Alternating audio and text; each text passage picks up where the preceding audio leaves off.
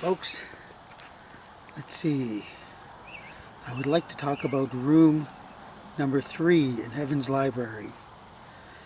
To give a recap, room number 1 was a small one made out of wood, 12 by 12 by about 24, and it contained all the knowledge mankind had gotten correct in all of creation, from the time of Adam and Eve until the day of the rapture.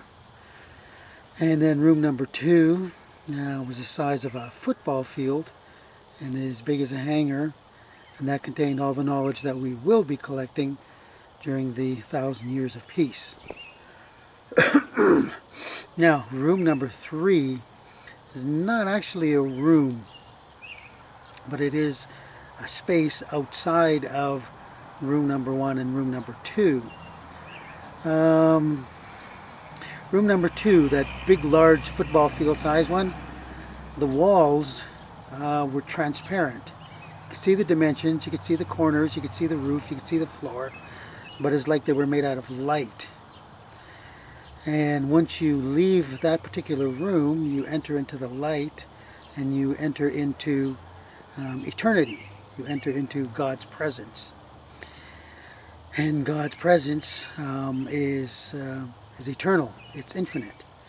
So the things that we'll be learning after the 1,000 years of peace are going to be infinite. They're just going to be never ending. We're going to be discovering and we're going to be learning, and we're just going to be enjoying life so much more than we do now.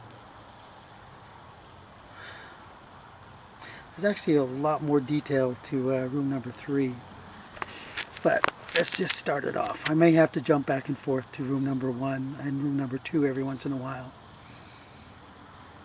But room number 3 takes place after the 1,000 years of peace and after the final day of judgment.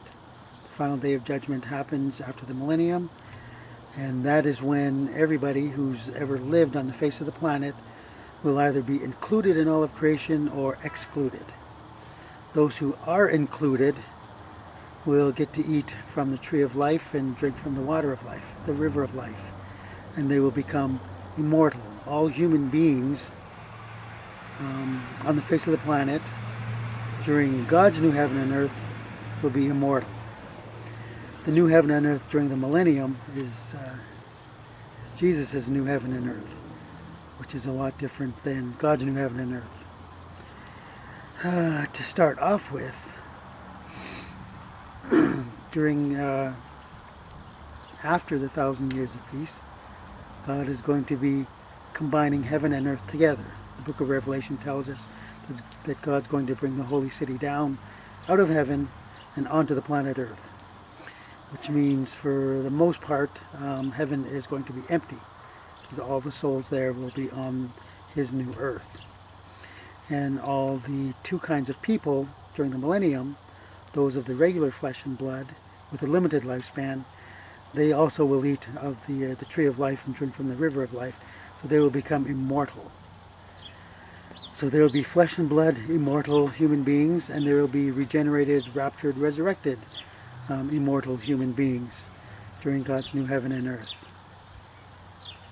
And then and only then will we be able to explore the rest of the solar system as well as the rest of the galaxy and the universe. And we will be creating all sorts of vehicles during the millennium. And that's another thing that I saw, that everything that we create during the 1,000 years of peace, when God comes down onto the earth and makes earth his home, he's going to eternalize everything. Everything is going to be made so that it lasts forever. The laws of thermodynamics are going to be completely done away with. Right now on Earth, if it has moving parts, it's going to create friction and it's going to break down. Every vehicle that we drive, every machine that we make eventually breaks down. But not so during God's new heaven and earth. So everything that we make during the millennium will be made to last forever. Every vehicle will never break down, whether it's on the air, water, underwater, on the land, wherever. Whatever you build will last forever. And I think that's where I will leave it from here, because there's a lot more notes and there's a lot more to discuss about room number 3. So I will continue that at another point. Just know that the earth during the millennium will be good, but it'll still have the capacity for sin in it. But the new heaven and new earth that God is going to create, that new earth is going to be perfect. Okay, that's it for now. I will continue this later. Be a blessing wherever you are in internet land and YouTube world. We'll see you in Jesus' kingdom somewhere over there, or maybe somewhere up in the air. You'll be here sooner than you think. Take care. Be a blessing.